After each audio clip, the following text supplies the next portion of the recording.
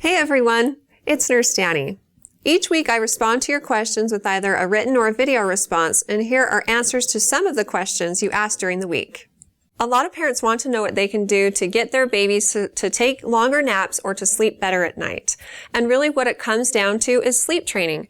Once your baby is old enough, meaning they don't need extra nighttime feedings because they're not newborns or infants, and the pediatrician has given you the green light, then you can teach your baby how to go to sleep on their own or self-soothe by sleep training. The first thing you can try is crying it out. A lot of parents have heard about that, but are a little bit hesitant or don't quite know what it is. And after your baby has been fed, changed, loved, all of their needs have been met, you know that they're in a safe sleep environment, put them to sleep on their back, turn around, and walk out of the room. And they're going to cry, and that's okay. You can let them cry for as long as you're comfortable with it, as long as you know that, again, they're safe and all their needs have been met. Of course, we all get to know our baby's cries, and if you feel like they're crying because they're sick or they have immediate needs that need to be attended to, then go and check on your baby. But if they're just crying because they want to be held by you, or they don't want to go to sleep, or they're just a little bit fussy because they're tired, then let them cry it out. And that's okay. This has actually been proven to be a very effective form of sleep training. And it won't affect how you and your child bond down the road. Studies have actually been done on that because parents have been concerned about it. Now, if this sounds a little bit harsh to you, you can try a more graduated approach. And this is where you put your baby down, again, after all of their needs have been met. You turn around and walk out of the room. But instead of just letting them cry for a long period of time, you go in at incremental time periods and check on your baby. If you put them down and they're still crying 5 minutes later, go in and just gently touch your baby's chest or head, whatever would be comforting to them, turn around and walk right back out of the room. But you have to resist the urge to pick them up, to talk to them, to turn on the lights or do any of those things. What you're doing is teaching them that you're there, but it's time for sleep and they need to stay in their crib. Walk back out of the room. And then, if they're still crying 10 minutes later, go in and do the same thing. If they're still crying 15 to 20 minutes after that, then go in and do the same thing. So you can see you just slowly increase the amount of time that you wait before you go in and check on your baby again. And then, again, I promise you, if you're consistent and persistent about it for a week, then they will learn to go to sleep without help from you. You mentioned that you have a 2-year-old little girl who's eating a lot of tortilla chips, pickles, and ice, and you're wondering if this might be due to some type of vitamin deficiency.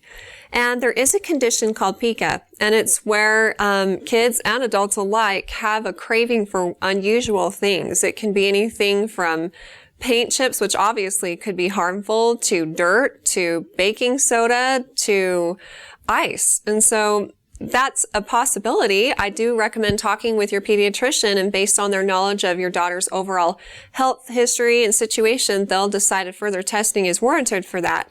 But tortilla chips and pickles might just be a phase for her. Those things aren't necessarily associated with a vitamin deficiency, and toddlers often get stuck on certain foods that they like, and they'll eat a lot of it for a few days, and then maybe just all of a sudden one day decide they don't want to eat it anymore, and then they'll move on to a new phase.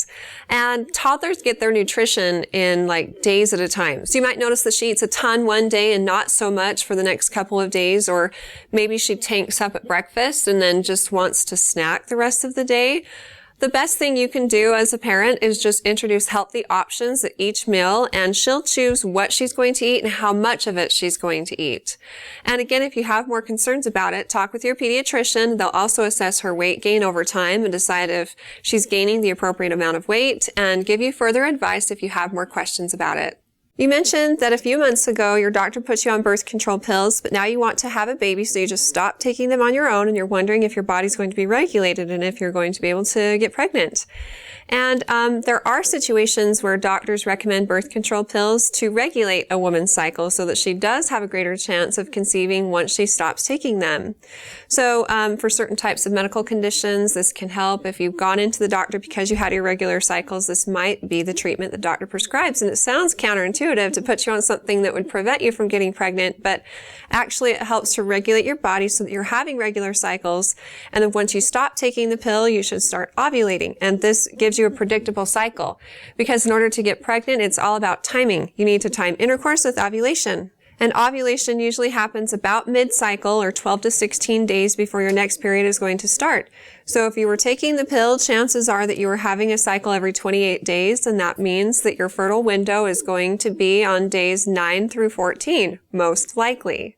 Now, ovulation isn't a perfect science, so sometimes it happens a little bit earlier or later than the norm. So since you're trying to conceive, I recommend tracking your bleeding patterns and then count the first day of your period as the first day of your cycle. And to increase your chances of conceiving, start having intercourse every other day on the day your period ends, and continue with this till about day 17 or 18, just to cover for days past the day that you probably ovulated, in case you ovulate later than the norm. And if you do this, then you definitely have a great chance of getting pregnant. But do keep in mind that it takes most couples up to 6 months to conceive. So if it doesn't happen the first few months, don't get discouraged. Keep trying. And if you have been trying for 6 months without success, then talk with your doctor, and based on their knowledge of your situation, they might recommend trying a few things.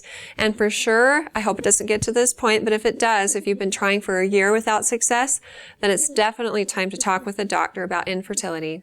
I hope you found these tips helpful, and if you'd like to see more, or you have questions ranging from preconception to pediatric and women's health, be sure to like this video, like our Facebook page, and subscribe to our YouTube channel by clicking the link above.